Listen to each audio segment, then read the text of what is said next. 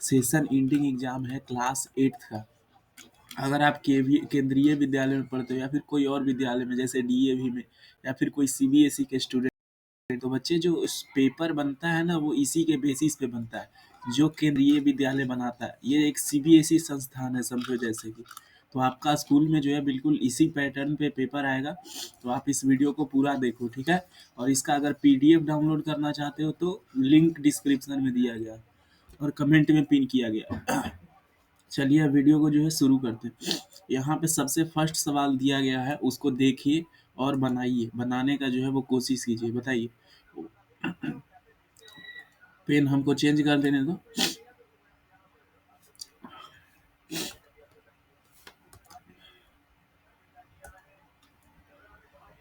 हाँ,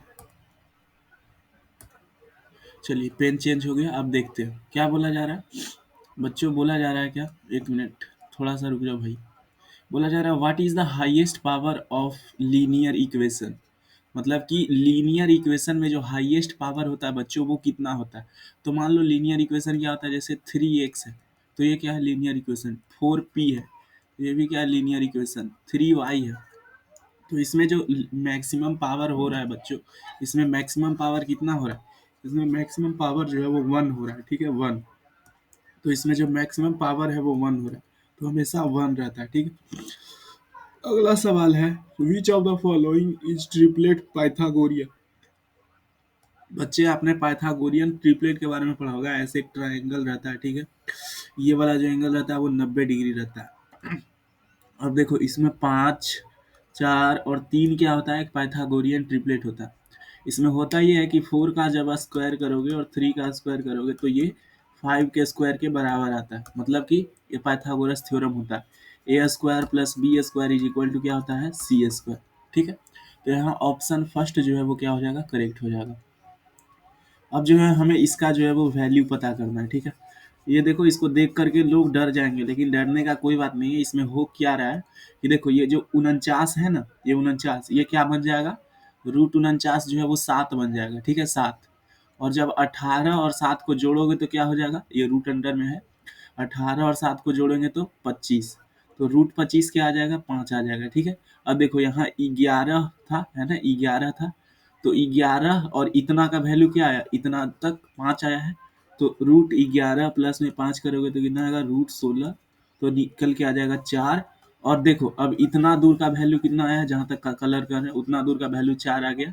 तो अब जो है हम रूट 5 प्लस में 4 कर देंगे तो आ जाएगा रूट 9। तो आ जाएगा हमारा आंसर 3 जो है वो सही उत्तर होगा, ऑप्शन नंबर ए। ठीक है बच्चों, चलिए अगला सवाल पढ़िए। क्या बोला जा रहा है हमारे पास, अगला सवाल क्या है। अगला सवाल बोला जा रहा है the smallest number by which 9408 must be divided so it become a perfect square.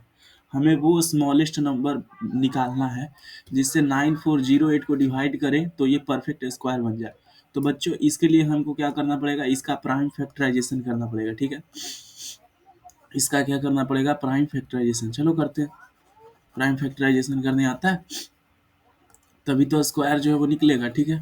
चलिए क्या है 9408, 9408।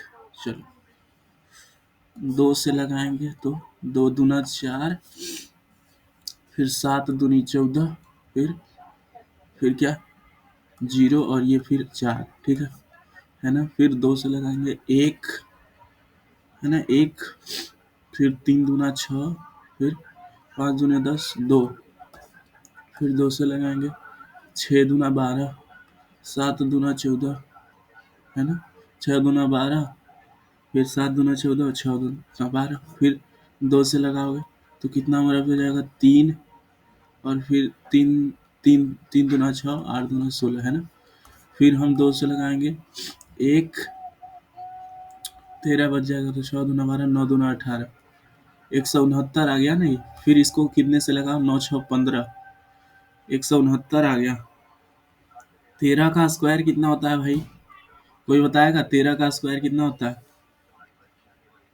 169 ही तो होता है। तो इसको 13 से भाग लगाओ, 13 से भाग लगाओ, फिर 13 आएगा, 1 आ गया, ठीक है। तो इसका प्राइम फैक्टराइजेशन क्या हुआ बच्चों, इसका प्राइम फैक्टराइजेशन हुआ 9408 इज इक्वल टू, यहाँ पे क्या हो रहा है बच्चे देखो, यहाँ पे देखो दो का पावर जो है वो दो दो बार हम ग्रुप में जो है वो ले लेंगे, ठीक है। दो का पावर दो इंटू में दो का पावर दो, और फिर यहाँ देखो भाई, यहाँ देखो 13 का पावर क्या है, दो है ना। 13 का पावर दो, तो एक बार ले लेंगे 13 का पावर दो, 13 का पावर दो। अब बोलोगे सर ये देखो ये दोनों हो गया, ये दोनों हो गया। अब देखो बच्चे हो क्या रहा है यहाँ पे, ये जो दो है ये क्या है, एक एक्स्ट्रा है ना, ये दो जो है वो बच्चे ये क्या है, एक्स्ट्रा है दो। तो इसको क्या करना पड़ेगा, इस संख्या में से डिवाइड करना पड़ेगा। अगर हम इस संख्या में से इसको डिवाइड कर देते तो इसका रूट जो है वो आराम से निकल जाता। दो इंटू दो इंटू 13 है ना, तो 13 चौके 52 जो है वो आ जाता। तो यहाँ पे जो है दो से इस संख्या को क्या करना पड़ेगा, डिवाइड करना पड़ेगा, ठीक है, तब आ जाएगा आंसर ए। अगला सवाल है हमारे पास, ऐड, इन सबको क्या करना है, हमें ऐड करना है। देखो ए बी है माइनस बी सी है, तो देखो यहाँ पे ए बी और माइनस ए बी ये दोनों कैंसल हो जाएगा, ठीक है। अब देखो माइनस बी सी और बी सी ये क्या हो जाएगा, ये जो है कैंसिल हो जाएगा। फिर माइनस सी ए और ये सी ए है, देखो ये क्या हो जाएगा, कैंसिल हो जाएगा। तो जब सब कैंसिल हो जाएगा तो उत्तर जो है वो जीरो आएगा, ठीक है। अगला सवाल है हमारे पास, area of a rectangle with length 4 AB and breadth 6B², मतलब कि हमको जो है एक रेक्टेंगल दिया गया है और उसका हमें क्या निकालना है, एरिया जो है पता करना है। अब इसका एरिया का फॉर्मूला क्या होता है, लेंथ इंटू ब्रेथ, है ना। तो देखो मान लो ये जो है हमारा रेक्टेंगल है, इसका जो लेंथ है वो कितना दे रहा है हमारे को, लेंथ देखो 4 AB है, तो 4 AB, ब्रेथ कितना है 6B², 6B²। अब बच्चे इसका एरिया क्या आ जाएगा, इन दोनों को मल्टीप्लाई कर दो, तो 4 AB मल्टीप्लाई 6B², ठीक है, 6B²। अब देखो छचों का कितना हो गया 24A, यहाँ पे देखो B और B² मिलके क्या बनेगा, B³ हो जाएगा। तो 24AB³ ऑप्शन सी जो है वो सही उत्तर है। अगला सवाल है, the side of a cube whose surface area is 600 centimetre square, मतलब कि मान लो एक हमारा जो है क्या है, क्यूब है और उसका जो सरफेस एरिया है वो कितना दिया है, 600 सेंटीमीटर स्क्वायर दिया। तो बच्चे आपको पता है सरफेस एरिया का फॉर्मूला क्या होता है, सरफेस एरिया का फॉर्मूला होता है, बच्चे बोलोगे कि सर 6A² होता है। अब देखो यहाँ जो 6A² का वैल्यू दिया है वो कितना दिया है, 600, 600 बराबर 6 इंटू में A²। देखो अब हमें A² का वैल्यू पता करना है, तो क्या होगा 600 बटे में 6 आ जाएगा, मतलब 100 आ गया। तो A² का वैल्यू 100 है, तो अगर A को अगर रूट 100 निकालोगे तो क्या आ जाएगा, 10 सेंटीमीटर जो है वो सही उत्तर होगा। ऑप्शन बी जो है वो क्या है, सही आंसर है। अगला सवाल है हमारे पास, the diagonal of a rhombus are 24 centimetre and 10 centimetre respectively, मतलब कि एक रोम्बस है और जिसका जो डायगोनल है वो दिया गया। हमसे क्या पूछा जा रहा है, the perimeter of the rhombus is, तो हमें बताना है कि उस रोम्बस का जो पेरीमीटर है वो कितना होगा, ठीक है। चलिए पहले रोम्बस ड्रॉ करते हैं ना। मान लो जो है हम रोम्बस एक ड्रॉ कर रहे हैं, ठीक है। मान लो ये क्या है, रोम्बस है।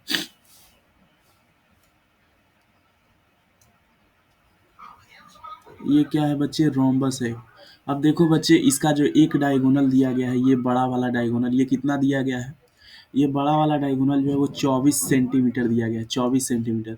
बच्चे अब इसका आधा कितना होगा, आधा, आधा मतलब कि सिर्फ ये वाला यहाँ तक, यहाँ तक कितना होगा, आधा कितना हो जाएगा, 24 का आधा कितना होता है बच्चे, 12। तो ये जो आधा है ये सिर्फ 12 हो जाएगा। उसी तरह एक और डायगोनल बनाएंगे, ये वाला है ना, ये वाला डायगोनल बनाएंगे, ये वाला। अब बच्चे देखो इसका भी आधा सिर्फ लेना है, पूरा नहीं लेना है, आधा, आधा लेना है, मतलब कि 10 का आधा कितना होता है, 10 का आधा बोलोगे सर 5 होता है, 5। तो बच्चे देखो अब ये एक राइट एंगल ट्राइंगल बन गया। अब ये 12 है, ये 5 है, तो जब आप पाइथागोरस थ्योरम से निकालोगे तो ये कितना आ जाएगा, 13, क्योंकि 5 का स्क्वायर प्लस में 12 का स्क्वायर इज इक्वल टू होता है 13 का स्क्वायर, ठीक है। तो बच्चे अब ये 13 आ गया, ठीक है। अब हमें इसका क्या निकालना है, पेरीमीटर, तो साइड इंटू 4 कर दो, साइड कितना आया 13 इंटू 4, तो 52 सेंटीमीटर जो है वो सही उत्तर जो है वो आ जाएगा, ठीक है। चलिए अगला सवाल है हमारे पास, इसका जो है वो वैल्यू पता करना है। ठीक है।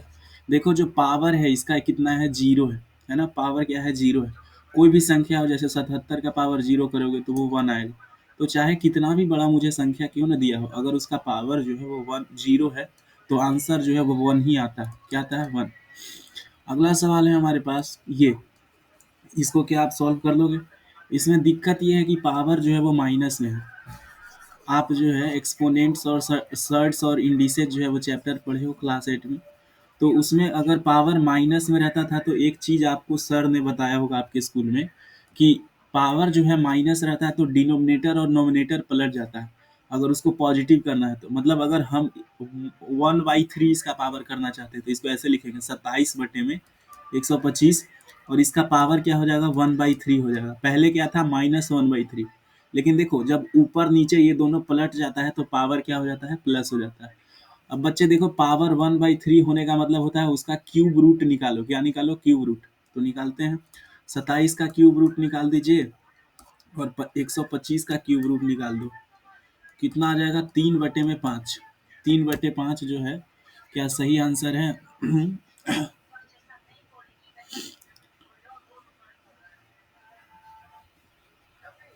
देखो यहाँ 3/5 जो है वो सही उत्तर है, सी में।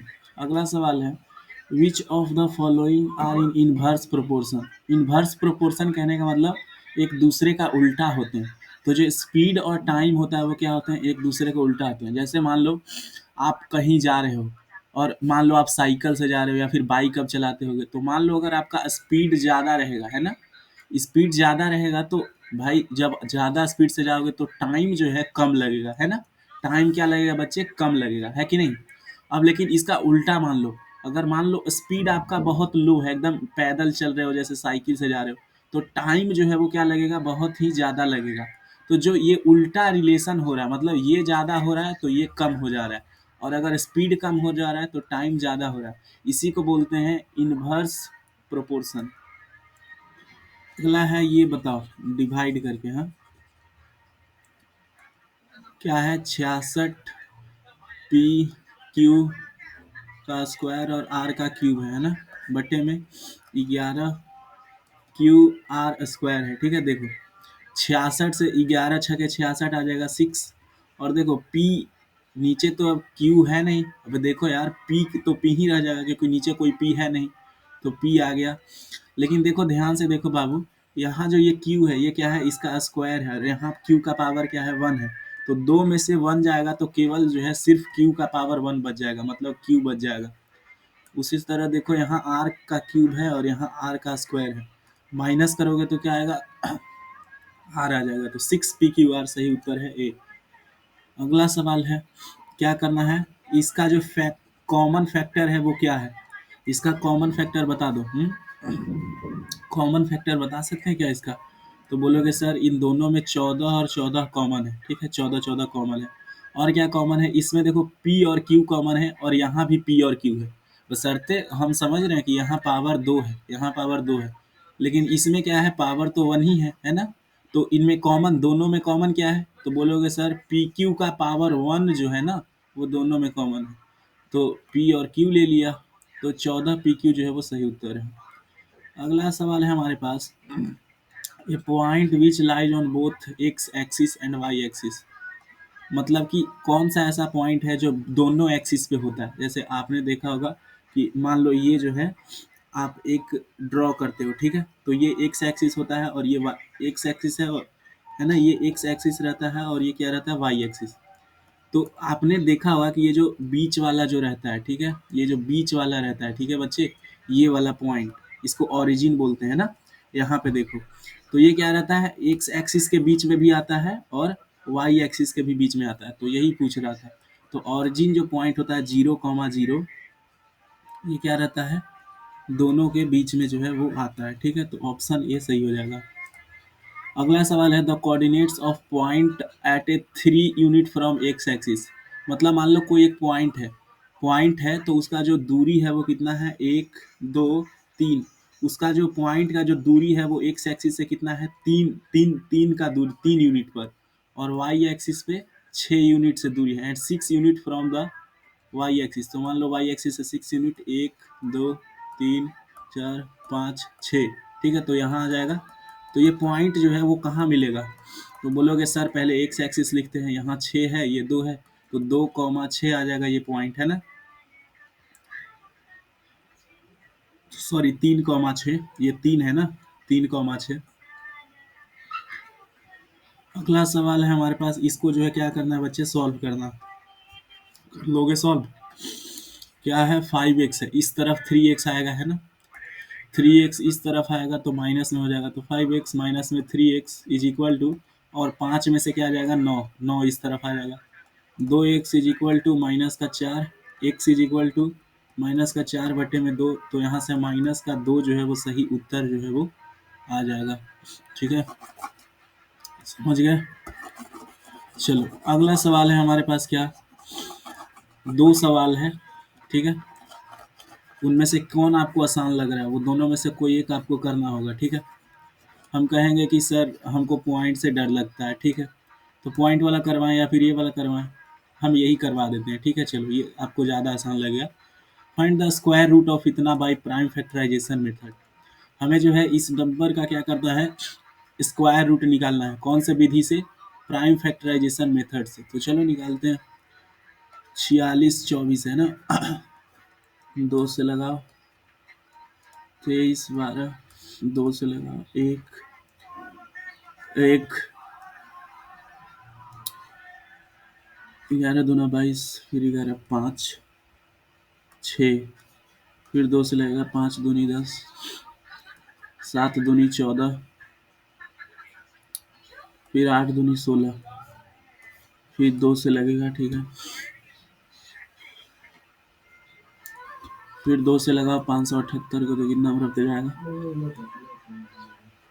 2 दूना 4, 17 है, तो 8 दूना 16 है ना, 9 दूना 18, फिर 17 से लगाओगे तो 17 मरब चला जाएगा, फिर एक जो है वो आ जाएगा। तो देखो इसका प्राइम फैक्टराइजेशन क्या हुआ, बताओ क्या है, 24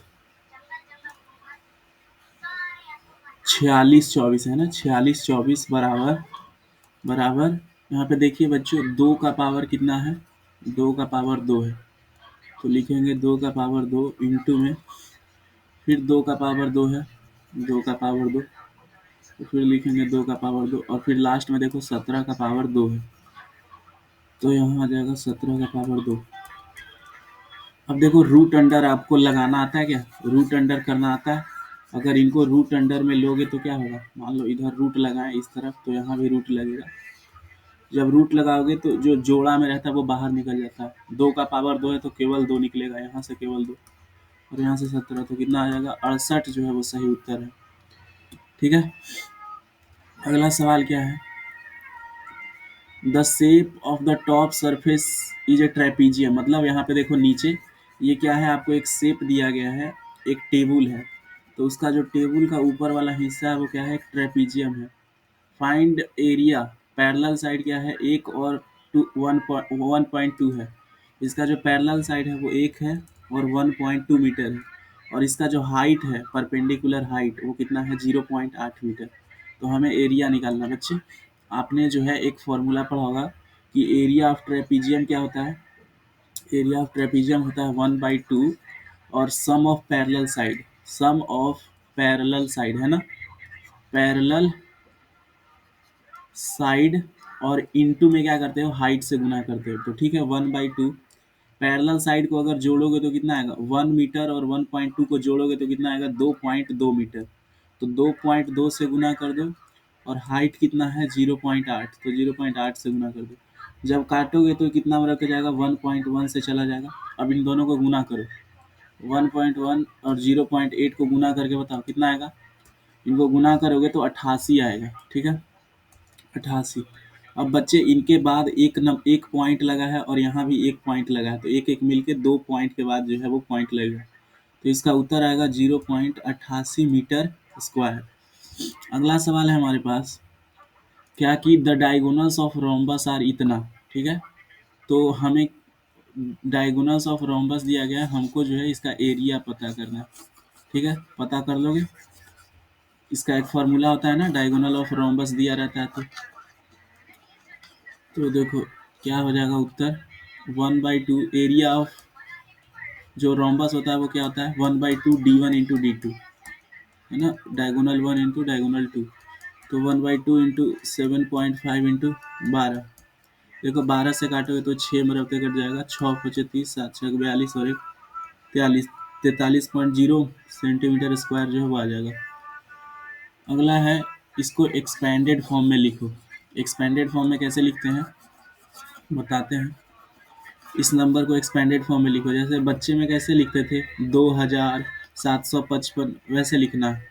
तो देखो मान लो ये है 1425.36। बच्चे पॉइंट में दिक्कत आता है। तो ये जो 6 है ये क्या है 6/100 है। ये 3 क्या है 3/10 है। ये जो 5 है ये क्या है 5 into 1 है। ये 2 जो है वो क्या है 2 into 10 है। और ये 4 क्या है 4 into 100 है। और ये जो 1 है ना वो क्या है 1 into 1000 है। तो बच्चे देखो यहाँ पे यहाँ तक तो सब सही चलता है, लेकिन इसमें दिक्कत होता है बच्चों को।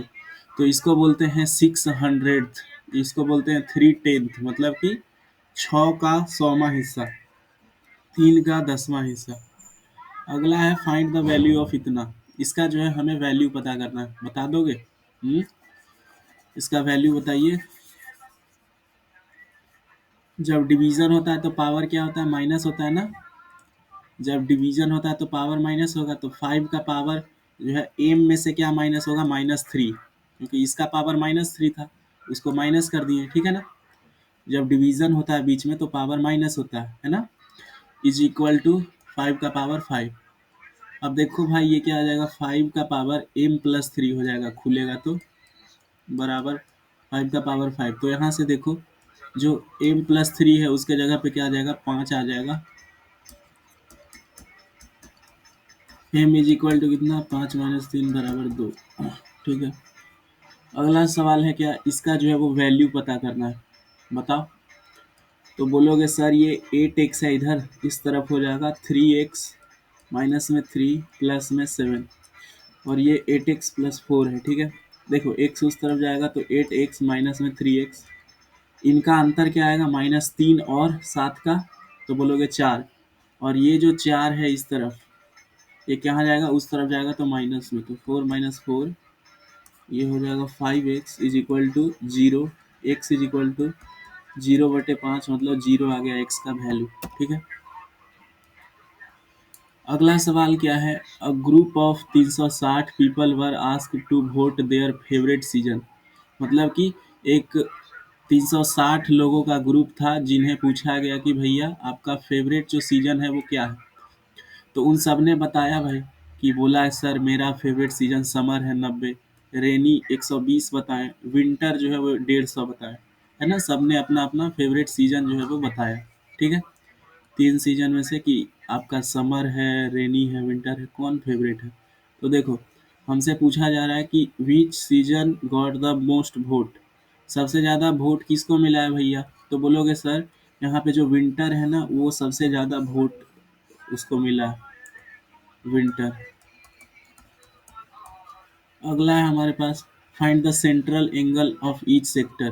बच्चे सेंट्रल एंगल का फॉर्मूला होता है जो हमारा फेवरेबल आउटकम है बटे में टोटल इंटू 360, है ना। फेवरेबल आउटकम मतलब अगर हम इसका पहले टोटल निकाल लो, टोटल तो 360 है ही। अगर हमें 90 का सेंट्रल एंगल निकालना है तो क्या करना होगा बच्चे, फेवरेबल मेरा कितना है 90, है ना, और टोटल कितना है 360, इंटू करेंगे 360। बच्चे यहाँ 360 से गुना क्यों करते हैं, क्योंकि जो एक पूरा पाई चार्ट हम बनाते हैं तो उसमें जो ये सेंट्रल एंगल होता है वो कितना होता है 360 डिग्री होता है, ठीक है, इसीलिए। तो इसको गुना करोगे तो 90 आ जाएगा, इसको 120/360 गुने में 360, तो ये कितना आ जाएगा 120 डिग्री सेल्सियस, डिग्री 150/360 इंटू में 360, कितना आ जाएगा ये 150 जो है वो आ जाएगा, ठीक है। ये टोटल बराबर 360 था। अब आगे क्या बोला जा रहा है, draw a pie chart. Pie chart draw करना है, चलो ड्रॉ कर देते हैं बच्चे, ठीक है। आप भी खुश हम भी खुश।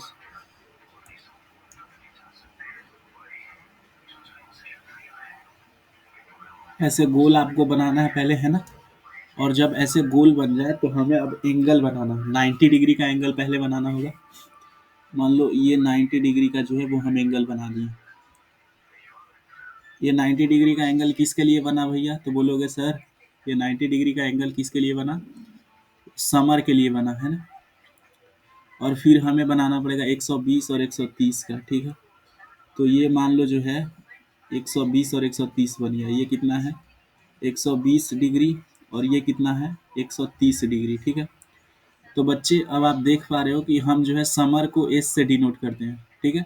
तो समर में 90 है, रेनी में क्या है 120, तो इसको आर से डिनोट करते हैं।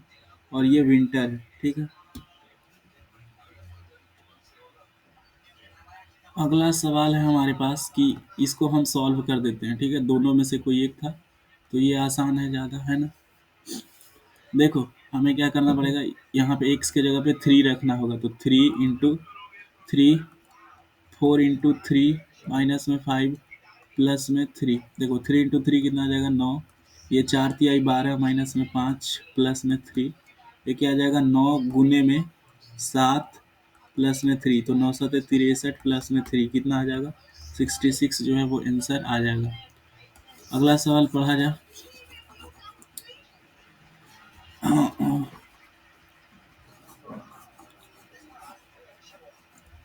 क्या बोला जा रहा है? The internal measure of a cuboidal room are इतना, मतलब अभी आप जिस रूम में बैठ के पढ़ रहे हो उसका जो मान लो लेंथ है वो 12 है, ब्रेथ 8 है और हाइट 4 है। Find the total cost of white washing all 4 walls of the room. आपको बताना है कि अगर मेरे को चारों जो दीवार है उसको पेंट करना है तो उसका दाम जो है वो कितना आएगा। तो पहले हमको एरिया निकालना पड़ेगा 4 वॉल का। तो एरिया ऑफ 4 वॉल्स, इसका फॉर्मूला होता है बच्चे, क्या होता है? तो 2 होता है BH और HL, है ना। HL से गुना करते हैं, ये इसका फॉर्मूला होता है। इसमें होता ये है कि जो नीचे का आपका फर्श होता है और जो ऊपर का छत होता है उसमें ये फॉर्मूला में जो है वो नहीं आता है। चलो सॉल्व करते हैं। 2 BH मतलब कि इनको ब्रेथ और हाइट को गुना करो, 8 चौके 32 प्लस में HL मतलब इनको 12 और 4 को गुना करो, 48। कितना आ जाएगा? 80। 2 गुने 80 इक्वल टू 160, ठीक है, मीटर स्क्वायर। लेकिन देखो हमारा दाम जो है ना वो कितना है? 5 रुपीज़ पर मीटर स्क्वायर है। तो अगर हमें कोस्ट निकालना है तो गुना करना होगा। Cost is equal to 5 into 160, तो कितना आ जाएगा? 800 रुपीज़। आगे बोल रहा है what will be the cost of white washing if the ceiling of the room is also white washed. अब बोल रहा है कि छत को भी मेरे को क्या करना है? पेंट करना। तो आपको पता होगा कि छत का जो एरिया होता है वो क्या होता है बच्चे? एल और बी होता है। एल और बी होता है, लेंथ इंटू ब्रेथ। तो यहाँ लेंथ कितना दिया गया है? 12 और 8 है ना, 12 8। तो मान लो जो लेंथ है वो 12 है और ये 8 है, इसका एरिया कितना आ जाएगा? 12 8 96 मीटर स्क्वायर। अगर हमें इसका कोस्ट निकालना है तो इसको भी 5 से गुना करना होगा। 96 इंटू 5, 6 पचे 30, 9 पचे 45 और 3 48, 480 रुपये जो है वो लगेगा। अगला सवाल है हमारे पास, a train is moving at an uniform speed of 75 kilometre per hour. एक ट्रेन है जो चल रही है, क्या मान लो आप ट्रेन में कभी बैठे हैं, तो ट्रेन की जो गति है वो क्या है? 75 किलोमीटर प्रति घंटा जो है उसका रफ्तार है, ठीक है। तो हमसे क्या पूछा जा रहा है? 2 सवाल है। तो आपको इसके लिए जो है डिस्टेंस और स्पीड का फॉर्मूला पता होना चाहिए। क्या हमसे पूछा जा रहा है बच्चा? How far will it travel in 20 minute. तो बोला जा रहा है ये 20 मिनट में जो है वो कितनी ट्रैवल करेगी। तो आपको पता है डिस्टेंस का फॉर्मूला होता है स्पीड इंटू टाइम, ठीक है। स्पीड कितना है? 75 किलोमीटर पर आवर। देखो यहाँ आवर में स्पीड दिया है, तो जो टाइम लेंगे उसको भी क्या करना होगा? हमको घंटा में बदलना होगा। अगर 20 मिनट को घंटा में बदलना है तो इसको 60 से डिवाइड करते हैं तभी ना बदलता है। तो ये कितना आ जाएगा? 1/3 आवर आएगा। अब गुना करो 1/3, तो ये आएगा 25, कट जाएगा तो 25 किलोमीटर। अगला सवाल है हमारे पास, क्या है? Find the time required to cover a distance of 250 kilometre. अगर ये ट्रेन जो है मान लो 250 किलोमीटर चल रही है तो टाइम का फॉर्मूला होता है डिस्टेंस अपॉन स्पीड, है ना। डिस्टेंस कितना है? 250, स्पीड कितना है? 75। इसको डिवाइड करोगे तो कितना आ जाएगा? 10/3 आ जाएगा, ठीक है। तो ये 10/3 आवर जो है वो सही उत्तर हो जाएगा। अगला सवाल है हमारे पास, section D. A survey was made to find out type of music that certain group of young people liked in a city. एक सर्वे किया गया कि जो हमारे शहर के लोग हैं वो कैसे म्यूजिक सुनना पसंद करते हैं। 20% सेमी क्लासिकल, 10% क्लासिकल, 30% फॉल्क और 40% लाइट म्यूजिक। ये पाई चार्ट जो है वो यही शो करता है। अब हमें इनका जवाब देना है। Which type of music is like by the maximum number of people. तो सबसे ज़्यादा कहाँ 40% को जो है वो पसंद किया गया, मतलब कि light music. Which type of music is like by the least number of people. सबसे कम कहाँ हो रहा है, सबसे कम जो है वो क्लासिकल म्यूजिक हो रहा है, केवल 10% है ना, तो क्लासिकल, क्लासिकल ठीक है। अब देखो क्या बोला जा रहा है हमारे पास कि जो 120 पीपल है ना, 20 पीपल लाइक्ड क्लासिकल म्यूजिक। इसका कहने का मतलब क्या है, हमारे पास क्लासिकल कितने हैं 10%, मतलब कि जो 10% का वैल्यू है वो कितना है 20 है, ठीक है। इसका मतलब है ना 20 पीपल लाइक्ड क्लासिकल म्यूजिक, है ना, मतलब 10% का वैल्यू 20 है। तो हमें बोला जा रहा है क्या, how many young people were served. तो कितने यंग पीपल सर्वे किए होंगे थे, तो सबको आप जब जोड़ोगे तो पता चलेगा 100% था। कितना था 100%, 100%। तो हमें जो है अब 100% का जो है वो क्या करना है बच्चे, वैल्यू निकालना है। तो 100% का वैल्यू कैसे निकलेगा, पहले 1% का वैल्यू निकालेंगे, 20/10 कितना आ गया 2। तो अब 100% का वैल्यू निकालना है, तो 100 × 2, मतलब कि 200 लोगों पर जो है वो सर्वे किया गया था। अगला सवाल है हमारे पास, if a cassette company were to make 1000 music CDs, how many of folk type would they make. मतलब कि अगर मान लो कोई जो है, कोई कंपनी है जो टोटल 1000 म्यूजिक सीडी बनाई, तो भाई यही डेटा को ना देख के वो बनाएगी, यही डेटा देख के बनाएगी। तो इसमें बोला जा रहा है कि फॉक टाइप कितना आएगा, तो देखो फॉक के लिए कितना है 30% ना, तो 30% निकाल दो। 30% ऑफ किसका, 30% ऑफ किसका, 1000 म्यूजिक सीडी का। तो 30% इंटू में 1000 करोगे तो कितना आएगा, 2 जीरो से कटेगा, 300 जो है वो फॉल्कलोर के लिए बनाया गया म्यूजिक कैसेट, ठीक है। अगला है हमें इनको फैक्टराइज करना है, ठीक है। तो यहाँ क्या है, p⁴ इज इक्वल टू -81, उस तरफ जाएगा तो क्या हो जाएगा, प्लस का 81 हो जाएगा। और आपको पता है 81 इज इक्वल टू क्या होता है, 3⁴ है ना, 81 इज इक्वल टू 3⁴ होता है। यहाँ से p⁴ बराबर में 3⁴। देखो यहाँ से जो है ऊपर सेम है, तो p का वैल्यू कितना आ जाएगा, 3 आ जाएगा, है ना। तो p इज इक्वल टू 3 जो है वो क्या हो जाएगा, आंसर। अगला है हमारे पास, इसको जो है क्या करना है, फैक्टराइज करना। तो इसमें करना ये रहता है कि जो 8 है ना, 8 8 को कैसे जो है तोड़े, 8 मतलब 6 को कैसे तोड़े कि 8 आ जाए। फैक्टराइजेशन में करना रहता है p² + 6p + 8, ठीक है। फैक्टराइजेशन तो आता ही होगा, बराबर 0। हमें क्या करना रहता है, यहाँ का जो कॉफिशिएंट है 1 है और 8 है ना, p² का एक कॉफिशिएंट है और यहाँ 8 है। तो यहाँ पर क्या करना होगा बच्चे, 8 गुने में 1, मतलब हमें जो है 6 को ऐसे तोड़ना है कि इसको ऐड करना पर तो 6 ही रहे, लेकिन गुना करना पर क्या आ जाए, 8 आ जाए, ठीक है। तो ऐसे हम लोग करते हैं। तो इसको देखो p² प्लस में 4p प्लस में 2p प्लस में 8 इज इक्वल टू 0। अब देखो कॉमन ले लो इन दोनों में से और इन दोनों में से, p कॉमन लोगे तो p+4, 2 कॉमन लोगे तो p+4, ठीक है। तो यहाँ से जो है क्या आ गया, p+2 और p+4 बराबर 0। आपको यहाँ क्या बोला जा रहा है, फैक्टराइज करने के लिए। तो यहाँ तक कर दिए तो सही है, लेकिन अगर वैल्यू निकालने के लिए बोलता तो क्या करते, बोलते सर p+2 बराबर अब 0 हो जाएगा और p+4 बराबर 0 हो जाएगा। यहाँ से p का वैल्यू -2 और यहाँ से p का वैल्यू -4, ठीक है। चलो यहाँ पे है, Rahman is making a wheel using spokes, मतलब वो चक्का बना रहा है स्पोक यूज करके। He wants to fix equal spokes in a such way that the angles between any pair of consecutive spokes is equal, मतलब कि ये जो एंगल है वो सब में क्या है, बराबर होना चाहिए, सब में बराबर। ठीक है, बोला जा रहा है हेल्प हिम, उसको हेल्प करो। ठीक है, तो आपके इसके लिए जो है दो चीजें पता होनी चाहिए कि जितना स्पोक्स लगाएगा उतना गैप होगा। मतलब कि अगर इस पूरे सर्कल में इसने 3 स्पोक लगाए, 1 2 3, तो जो एंगल बना वो कितना बना, 1 2 3, है ना, 1 2 3, 3 एंगल बना।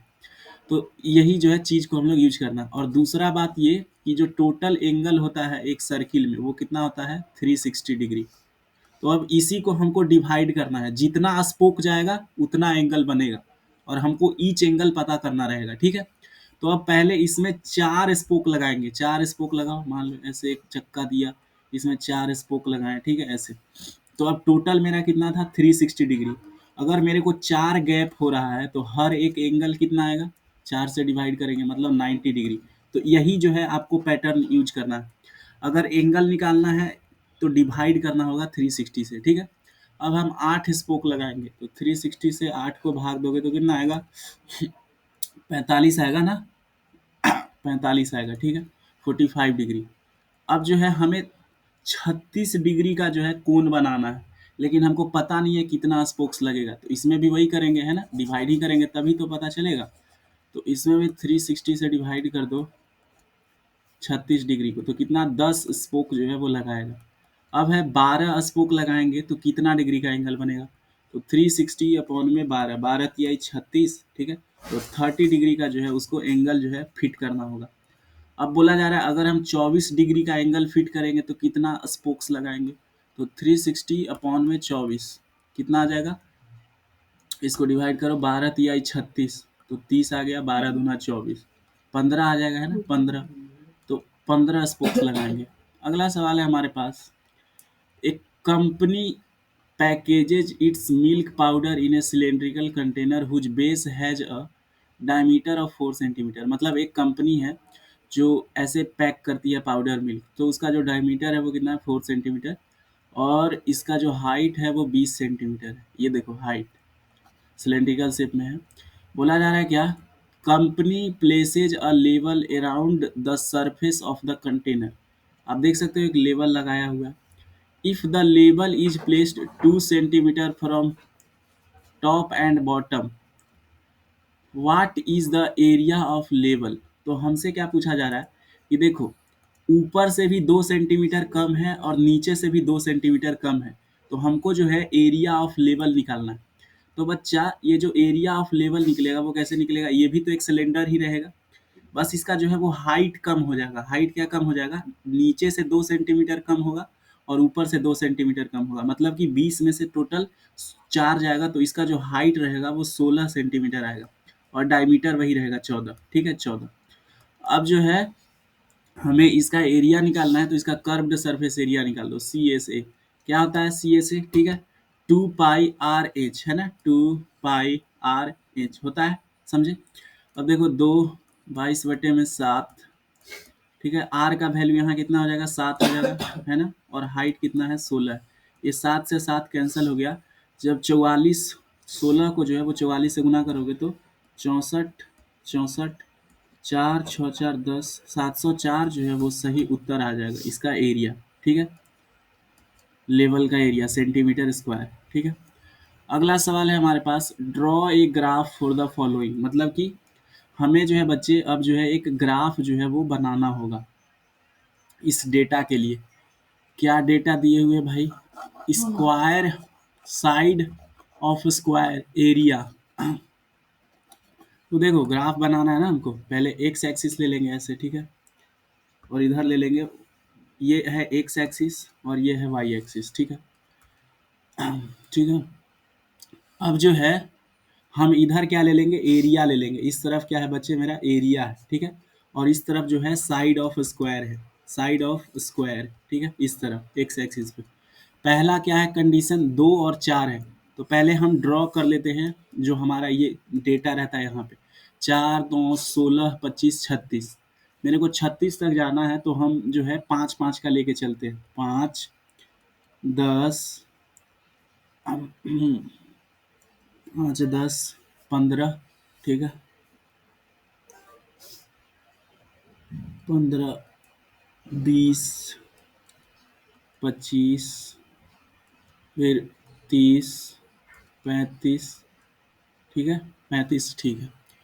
अब इधर कहाँ तक जाना है, 6 तक जाना है, तो मान लो ये 1 हो गया, ठीक है, 2 हो गया, 3 हो गया, 4 हो गया, 5 हो गया और 6 हो गया। अब हमें ग्राफ बनाना है 2 और 4, मतलब कि जो साइड है वो कितना रहना चाहिए, 2 रहना चाहिए, यहाँ पे 2 रहना चाहिए साइड, और जो हमारा एरिया रहना चाहिए वो कितना रहना चाहिए, 4 रहना चाहिए। तो 5 यहाँ है, 4 4 कहाँ आएगा बच्चे, यहाँ से थोड़ा सा नीचे जो है वो कर देंगे, ठीक है।